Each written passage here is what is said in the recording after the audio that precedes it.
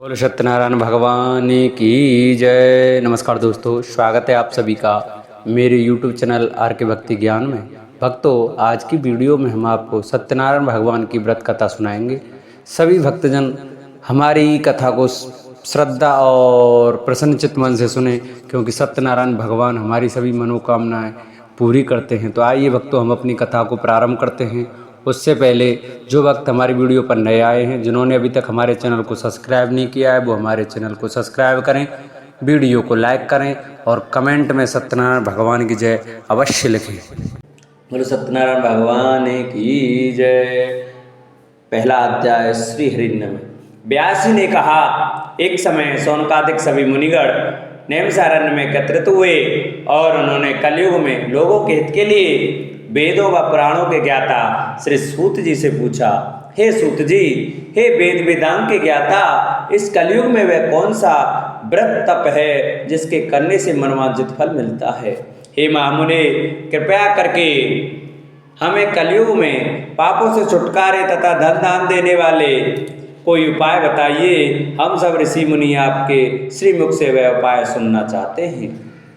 श्री सूत जी बोले, हे मुनि श्रेष्ठो, तुम धन्य हो जिसने प्राणियों के हित के लिए ऐसा उत्तम प्रश्न किया है। एक बार ऐसा ही प्रश्न नारद जी ने भगवान कमलापति से किया था, वही मैं आपको सुनाता हूँ। एक बार नारद जी भ्रमण करते करते पृथ्वी लोक में जा पहुंचे। उनका यह भ्रमण तीनों लोकों के प्राणियों के परोपकार की भावना को लेकर था। पृथ्वी लोक में जाकर उन्होंने देखा कि वहां लोग तरह तरह के कष्ट भोग रहे हैं। वे बार बार मृत्यु को प्राप्त होते हैं और हर बार विभिन्न योनियों में जन्म लेकर अपने कर्मों पापों का फल भोगते हैं। उन सभी दुखी प्राणियों को देखकर नारद सोचने लगे कि इनका कष्ट किस प्रकार दूर हो, किस प्रकार इन्हें इन दुखों से मुक्ति मिले। यही सब सोचते सोचते वे विष्णु लोक में आ गए। वहाँ 4 भुजा भगवान विष्णु शेष शैया पर विराजे हुए थे। वे शंख चक्र गदा व कमल अपने हाथों में धारण किए हुए थे। गले में वनमाला पड़ी थी। नारद जी ने मुक्त भाव से उन्हें देखा, फिर बोले, हे श्री हरि, मन और वाणी से परे हे अनंत शक्तिधारी, मैं आपको प्रणाम करता हूँ। हे प्रभु, आपका न आदि है, न मध्य है और न अंत है। आप इससे सर्वथा मुक्त हैं। हे सर्वात्मा के आदिकरण, मैं आपको नमस्कार करता हूँ। नारद जी की स्तुति सुनकर भगवान विष्णु ने मुस्कुराकर पूछा, हे नारद, तुम्हारे मन में अवश्य कोई ऐसी बात है जिसके कारण तुम यहाँ आए हो। तुम्हारे मन में क्या बात है, मुझे सब कुछ बताओ। भगवान के ऐसे वचन सुनकर नारद जी ने कहा, प्रभु, मृत्यु लोक के सभी प्राणी अपने पाप कर्मों के कारण बार बार विभिन्न योनियों में जन्म लेकर कष्ट भोग रहे हैं। हे भगवान, यदि आप मुझ पर कृपा रखते हैं तो इन प्राणियों के दुख दूर करने का कोई सुगम एवं छोटा उपाय बताएं। भगवान श्री कृष्ण बोले, हे नारद, तुम हमेशा सबका हित चाहते हो, तुम साधु हो, प्राणियों के कल्याण के लिए यह तुमने बड़ा ही उत्तम प्रश्न किया है। मैं तुम्हें बताता हूँ कि किस व्रत को करने से व्यक्ति मोह से छूट जाता है। हे नारद, जो व्रत मैं तुम्हें बताने जा रहा हूँ वह स्वर्ग और मृत्यु लोक दोनों में दुर्लभ है, किंतु तुम्हारे स्नेह के कारण मैं तुम्हें इस व्रत का पूरा विधि विधान बताता हूँ। हे नारद, भगवान सत्यनारायण का विधि पूर्वक व्रत करने से तत्काल ही सुख प्राप्त होता है और अंत में प्राणी मोक्ष का अधिकारी हो जाता है। श्री विष्णु भगवान के मुख से ऐसे प्रीति युक्त वचन सुनकर नारद जी ने पूछा, प्रभु, इस व्रत के करने से क्या फल प्राप्त होता है, इसकी विधि और समय क्या है तथा इसे पहले किस किस ने किया है, कृपा करके यह सभी विस्तार पूर्वक बताइए। श्री विष्णु भगवान ने कहा, हे नारद, यह व्रत दुख और सुख को दूर करने वाला है। इससे धन धान्य में वृद्धि होती है तथा सौभाग्य व संतान की प्राप्ति होती है। प्राणी को चारों दिशाओं में विजयश्री दिलाने वाले इस व्रत को व्यक्ति किसी भी दिन पूर्ण श्रद्धा व भक्ति से कर सकता है। सायंकाल धर्म में पूरी आस्था रखते हुए बंधु बांधवों सहित किसी ब्राह्मण के सहयोग से भगवान श्री सत्यनारायण जी का पूजन करना चाहिए। सबाया प्रसाद बनाना चाहिए। प्रसाद में केले का फल, घी, दूध व गेहूं का आटा ना चाहिए। यदि गेहूं का आटा उपलब्ध ना हो तो चावल का आटा ले लें और उसमें शक्कर के स्थान पर गुड़ मिला लें। यह सब मिलाकर सवाया बना नैवेद्य भगवान को अर्पण करें। इसके बाद कथा सुनकर प्रसाद ग्रहण करना चाहिए तथा ब्राह्मणों को दक्षिणा देनी चाहिए। बंधु बांधवों सहित ब्राह्मणों को भोजन कराकर स्वयं भी भोजन करना चाहिए। प्रसाद आदि ग्रहण करने के बाद भजन कीर्तन करना चाहिए।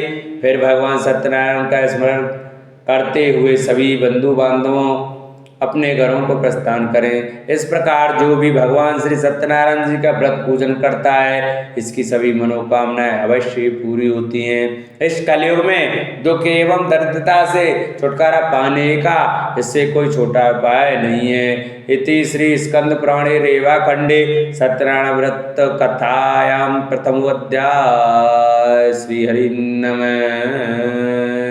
बोलो सत्यनारायण भगवान की जय। श्रीमन्नारायण नारायण नारायण लक्ष्मी नारायण नारायण नारायण। द्वितीय अध्याय। श्री हरि नमः। सूत जी बोले, हे ऋषि मुनि, पहले इस व्रत को किस किसने किया अब मैं तुम्हें इस व्रत में बताता हूँ। सुनिए। बहुत ही रमणीय स्थल काशीपुरी में एक बड़ा ही निर्धन ब्राह्मण रहता था। वह भूख प्यास से दुखी यहाँ वहाँ भटक भिक्षा मांगकर अपना पेट भरता था। इस ब्राह्मण को दुखी देखकर ब्राह्मणों से प्यार करने वाले भगवान विष्णु बड़े व्यथित हुए। फिर एक दिन वे बूढ़े ब्राह्मण का वेश धारण कर पृथ्वी पर आकर उस ब्राह्मण से बोले, हे विप्र, तुम इतने दुखी होकर इस पृथ्वी पर क्यों भटक रहे हो? कृपया कर मुझको अपनी विपदा बताओ। ब्राह्मण बोला, हे बंधु, मैं अत्यंत ही निर्धन और दुखी हूँ। क्या आप इस निर्धनता से मुक्त होने का कोई उपाय जानते हैं? यदि जानते हैं तो कृपया करके मुझको बताएं। मैं वह उपाय अवश्य करूँगा ताकि मुझे इस कष्टपूर्ण जीवन से मुक्ति मिले। बूढ़े ब्राह्मण ने कहा, सत्यनारायण स्वरूप भगवान विष्णु सबको मनचाहा फल देने वाले हैं। अतः हे विप्र, तुम उन्हीं का उत्तम व्रत व पूजन करो। भगवान सत्यनारायण का व्रत व पूजन करने से मनुष्य के सब दुख दूर हो जाते हैं। हे भगवान, गरीब ब्राह्मण ने कहा, कृपया मुझे उस व्रत का विधि विधान बताइए। आपके अनुसार मैं उत्तम फल प्रदान करने वाले इस व्रत को अवश्य करूँगा। बूढ़े ब्राह्मण वेशधारी भगवान विष्णु ने उसे सत्यदेव भगवान के व्रत पूजन का विधान बताया और अंतर्ध्यान हो गए। निर्धन ब्राह्मण ने मन ही मन में संकल्प लिया कि वह बूढ़े ब्राह्मण द्वारा बताया गया व्रत अवश्य करेंगे। इन्हीं विचारों के कारण उसे रात भर नींद नहीं आई। दूसरे दिन वह संकल्प के साथ भिक्षाटन के लिए निकला कि आज जो कुछ भी भिक्षा में मिलेगा उससे मैं सत्यनारायण जी का व्रत पूजन करूंगा। उस दिन उसे भिक्षा में काफी द्रव्य प्राप्त हुआ। उसी से ब्राह्मण ने अपने बंधु बांधवों सहित श्री सत्यनारायण भगवान का व्रत किया। व्रत के प्रभाव और भगवान सत्यदेव की कृपा से वह संपत्तिवान हो गया।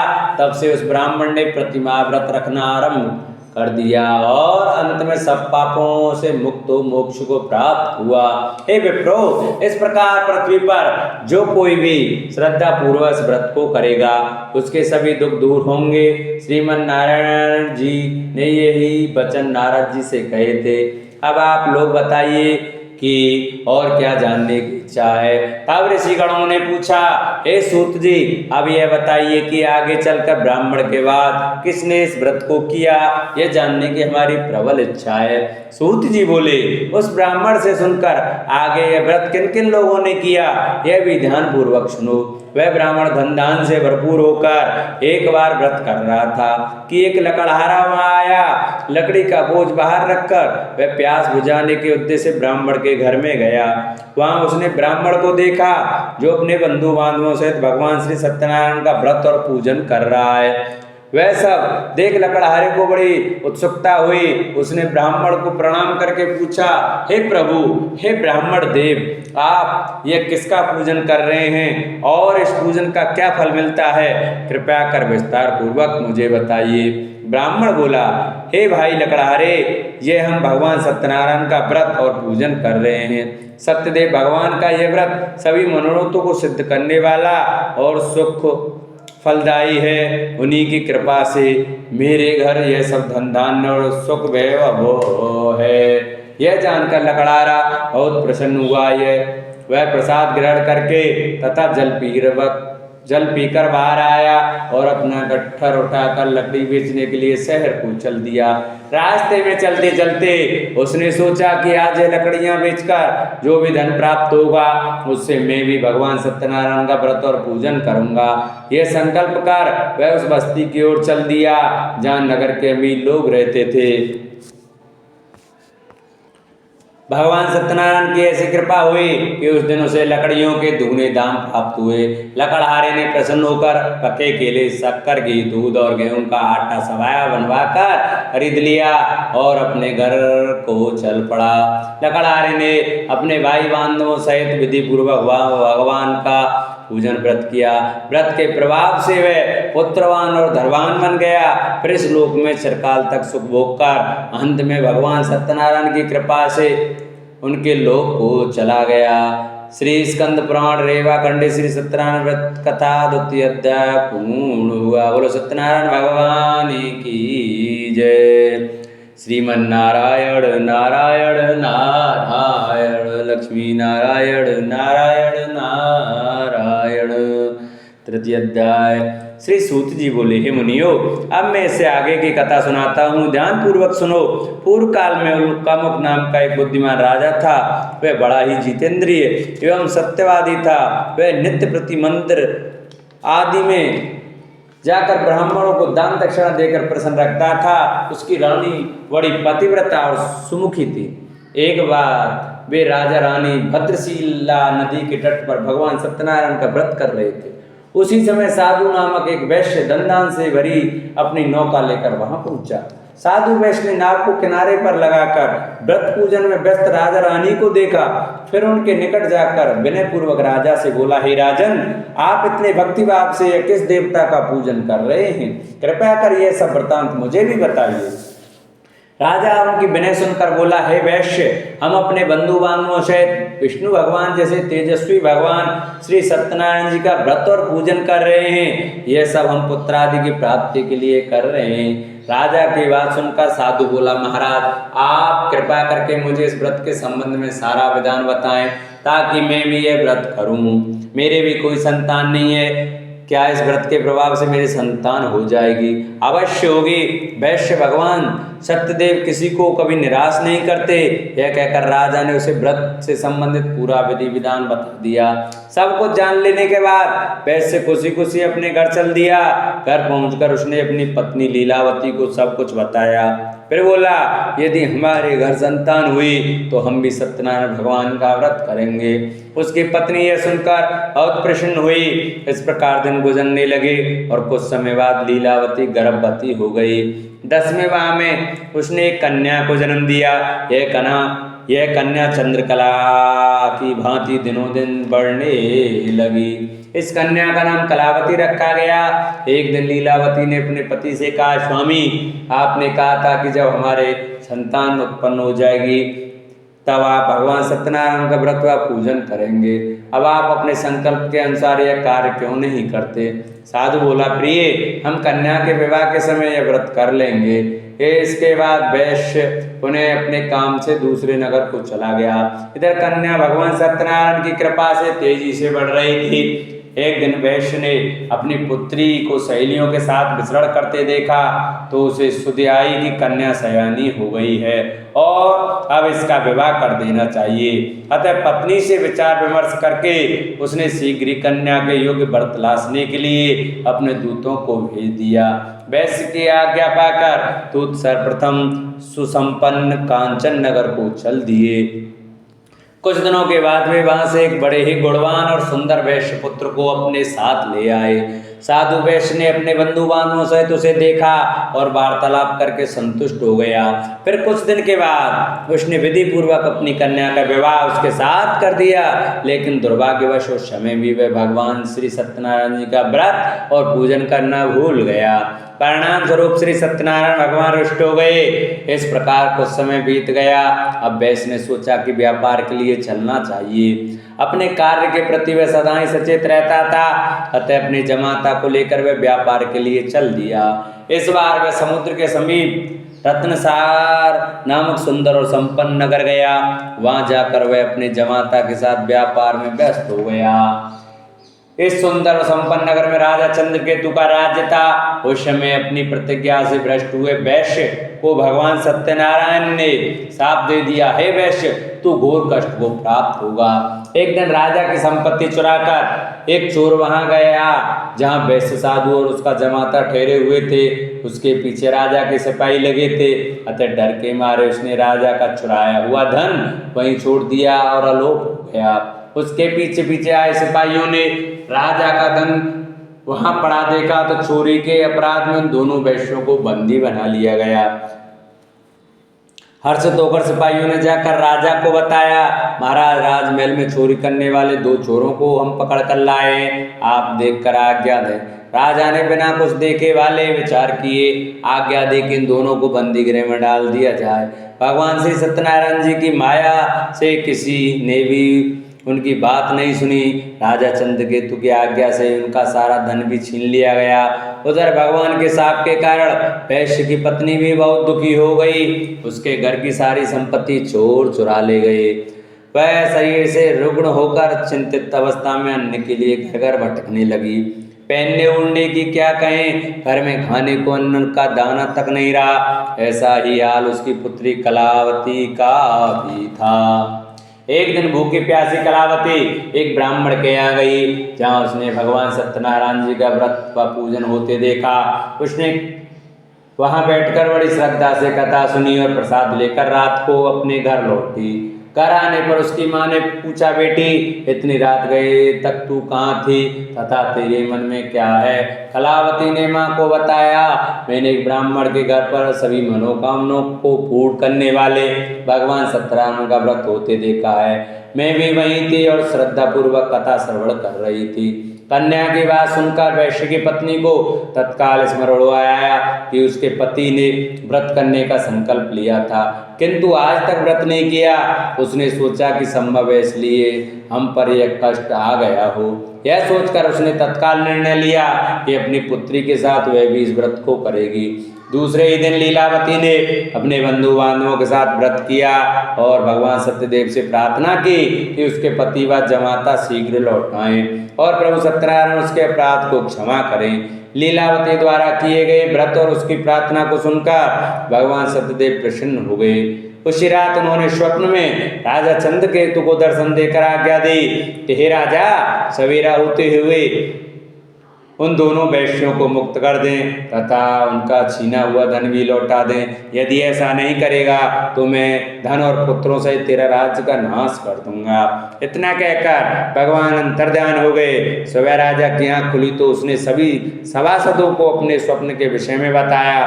फिर आदेश दिया कि चोरी के अपराध में बंदी उन वैश्यों को तत्काल छोड़ दिया जाए और हमारे समक्ष लाया जाए। सिपाही आदर सहित उन दोनों को राजा के समक्ष ले आए। दोनों ने नम्रता से राजा को नमस्कार किया। वे डर रहे थे कि राजा ना जाने अब क्या आज्ञा दे दें, लेकिन उन्हें देखकर बड़े ही आदर भाव से राजा ने कहा, भगवान ने आपको कष्ट दिया है किंतु अब डरने की कोई बात नहीं है। यह कहकर राजा ने बेड़ियां कटवाकर उनकी हजामत वगैरह बनवाई और गहने वस्त्रों से उन्हें अलंकृत कर उनकी प्रशंसा की। उनका जो धन छीना था उससे दोगुना धन देकर उन्हें विदा किया। दोनों ने राजा को प्रणाम किया तथा धन लेकर खुशी खुशी अपने घर को चल दिए। इति श्री स्कंद पुराणे श्री रेवा खंडे श्री सत्यनारायण व्रत का 3य अध्याय पूर्ण हुआ। बोलो सत्यनारायण भगवान की जय। श्रीमन्नारायण नारायण नारायण लक्ष्मी नारायण नारायण नारायण। 4th अध्याय। श्री सूत जी बोले, इस प्रकार साधु नमक वैश्य मंगल स्मरण करके और ब्राह्मणों को दक्षिणा आदि देकर अपने घर चल दिया। अभी वह कुछ ही दूर चला था कि भगवान सत्यनारायण ने साधु वैश्य की मनोवृत्ति जानने के उद्देश्य से डंडी का वेश धारण कर उससे पूछा कि हे वैश्य, तेरी नाम में क्या है? धन के मद में चूर वैश्य ने कहा, हे डंडी स्वामी, क्या तुम्हें मुद्रा चाहिए? मेरी नाम में तो बेल पत्र भरे हैं। वैश्य के ऐसे निष्ठुर वचन सुनकर डंडी वेशधारी भगवान सत्यनारायण का, हे वैश्य, तुम्हारा कहना सत्य हो। इतना कह डंडी वैश्य के पास से हटकर कुछ दूर समुद्र के किनारे जाकर बैठ गए। डंडी के जाने के बाद साधु ने महसूस किया कि नाव काफी हल्की हो गई है और कुछ फूली हुई लग रही है। वह बहुत चकित हुआ और कपड़ा हटाकर देखा। धन के स्थान पर बेलपत्र देखकर उसे मूर्छा आ गई। उसके जमाता ने उसे संभाला और जल आदि छिड़क कर होश में लाया। होश में आने पर वह अपने धन के लिए विलाप करने लगा। तब उनके दामाद ने कहा, इस प्रकार शोक क्या करते हैं, यह सब डंडी स्वामी का शाप है। वह डंडी सर्व समर्थ हैं, इसमें संशय नहीं है। उनकी शरण में चलिए, वहां जाने पर ही मनोवांछित फल मिलेगा। दामाद का कहना मानकर वैश्य डंडी स्वामी की शरण में गया और प्रणाम कर आदर पूर्वक बोला, हे प्रभु, मैंने जो कुछ भी आपसे कहा था उसके लिए मुझे क्षमा कर दें। ऐसा कहते समय वह महाशोक से व्याकुल हो उठा। वैश्य को रोते देखकर डंडी स्वामी ने कहा, रो मत, सुनो साधु, तुम मेरी पूजा से विमुख हुए हो। हे कुबुद्धि, इसलिए मेरी आज्ञा से ही तू बार बार दुख भोग रहा है।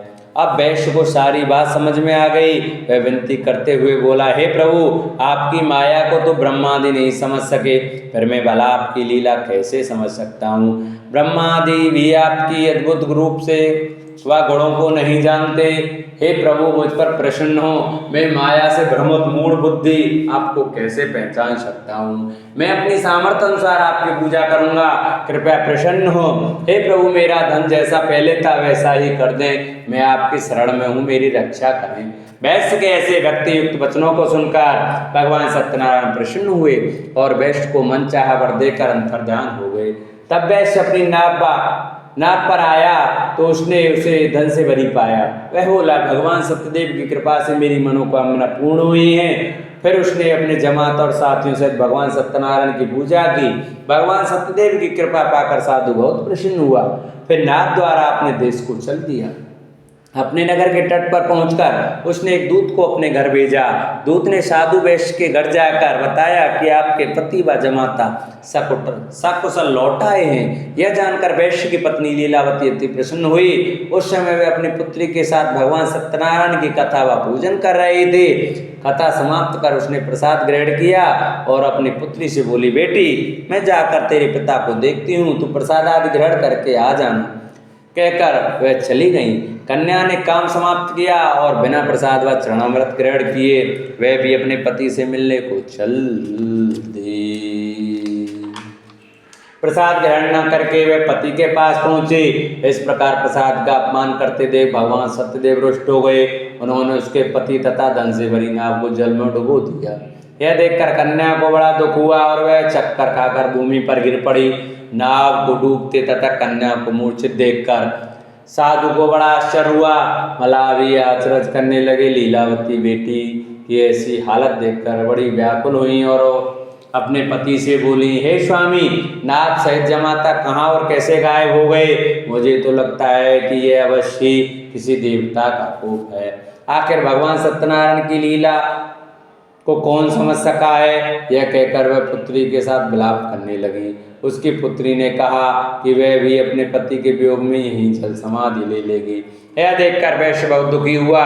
उसे समझते देखने लगी कि यह सब भगवान सत्यदेव के कुपित होने के कारण ही हुआ है। पुत्री या पत्नी से अवश्य कोई भूल हुई है। आखिर उनकी माया को कौन समझ सकता है? मैं स्वयं उनकी माया से मोहित हूँ। उसने उन्हें अपने पास बुलाकर अपनी शंका व्यक्त की और बोला, मैं विधि विधान से भगवान सत्यनारायण का पूजन करूँगा, वे मेरी पुत्री को क्षमा करें। इस बार क्षमा से भगवान से क्षमा याचना करने लगा तो भगवान सत्यदेव उस पर प्रसन्न हो गए।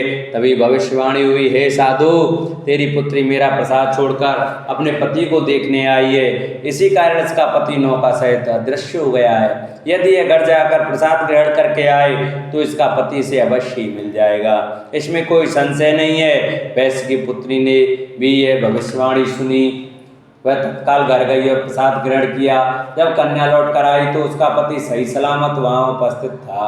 यह देखकर वह बहुत प्रसन्न हुई और पिता से बोली, हे पिताजी, अब घर को चलिए, अब क्या देर है। हे बेटी, हमें भगवान सत्यदेव का पूजन करना है। कहकर साधु ने सबके साथ मिलकर भगवान सत्यनारायण की कथा व पूजन किया। फिर अपने बांधवों व जमाता सहित घर आ गया।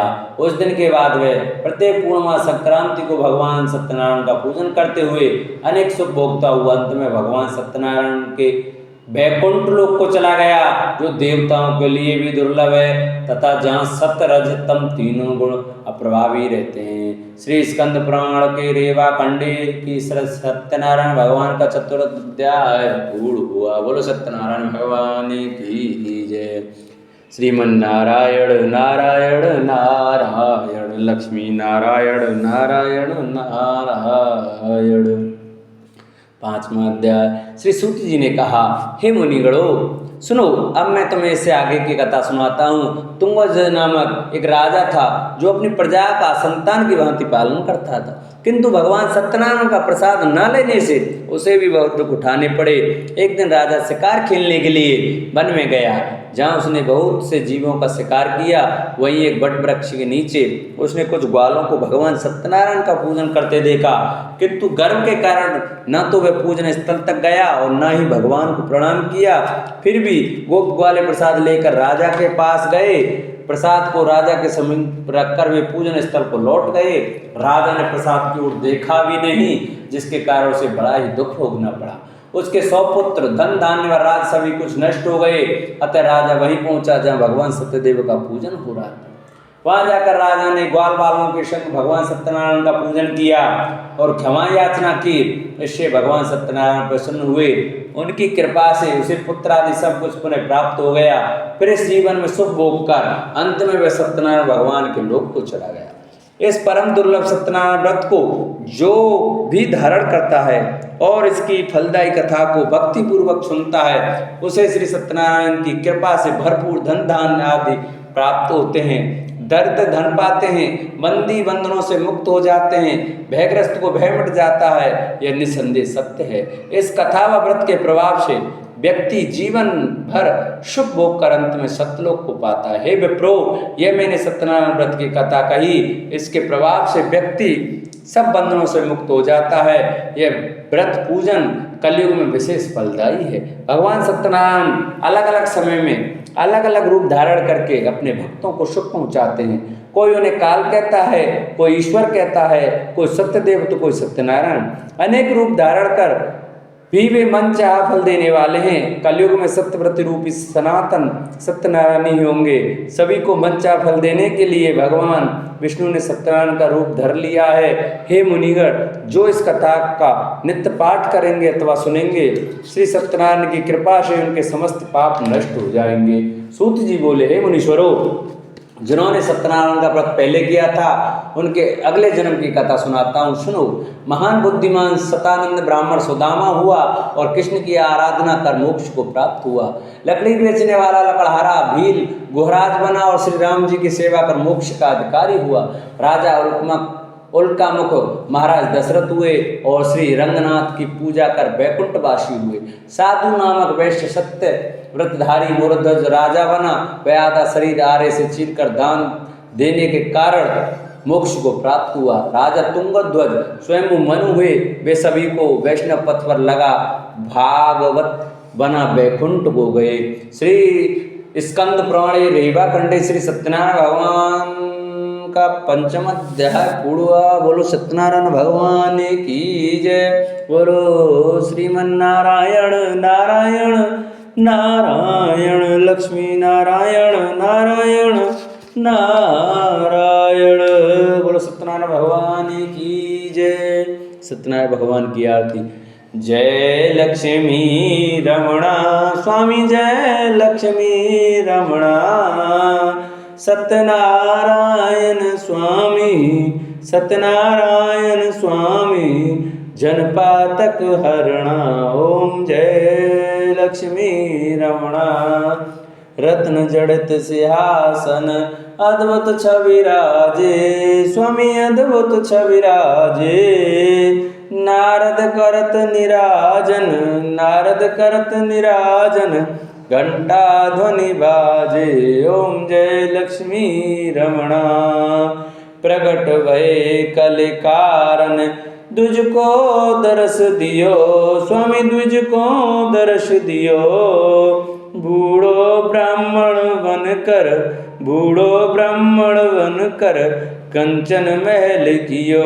ओम जय लक्ष्मी रमणा। दुर्लभ मील कठारो जिन पर कृपा करी, स्वामी जिन पर कृपा करी। चंद्रचूर्ण एक राजा, चंद्रचूर्ण एक राजा, तिनकी विपत हरी। ओम जय लक्ष्मी रमणा। वैश्य मनोरथ पायो श्रद्धा तज दीनी, स्वामी श्रद्धा तज दीनी। सो फल भोग्यो प्रभु जी, सो फल भोग्यो प्रभु जी, फिर स्तुति कीनी। ओम जय लक्ष्मी रमणा। भाव भक्ति के कारण छिन छिन रूप धर्यो, स्वामी छिन छिन रूप धर्यो। श्रद्धा धारण कीनी, श्रद्धा धारण कीनी, तिनको कारज सर्यो। ओम जय लक्ष्मी रमणा। ग्वाल बाल संग राजा वन में भक्ति करी, स्वामी वन में भक्ति करी। मनवांचित फल दीनो, मनवांचित फल दीनो, दीन दयालु हरि। ओम जय लक्ष्मी रमणा। चढ़त प्रसाद सवायो कदली फल सेवा, स्वामी कदली फल सेवा। धूप दीप तुलसी से, धूप दीप तुलसी से, राजी सतदेवा। ओम जय लक्ष्मी रमणा। सत्यनारायण जी की आरती जो कोई नर गावे, स्वामी प्रेम सहित गावे। रिद्धि सिद्धि सुख संपत्ति, रिद्धि सिद्धि सुख संपत्ति, सहज रूप पावे। ओम जय लक्ष्मी रमणा। बोलो सत्यनारायण भगवान की जय, बोलो विष्णु भगवान की जय। जिन भक्तों को हमारी कथा अच्छी लगी हो वो हमारी कथा को ज़्यादा से ज़्यादा शेयर करें। जो भक्त हमारे चैनल पर नए आए हैं वो हमारे चैनल को सब्सक्राइब करें, वीडियो को लाइक करें और कमेंट में ओम नमो भगवते वासुदेवाय, ओम सत्यनारायण भगवान की जय लिखना न भूलें। बोलो सत्यनारायण भगवान की जय।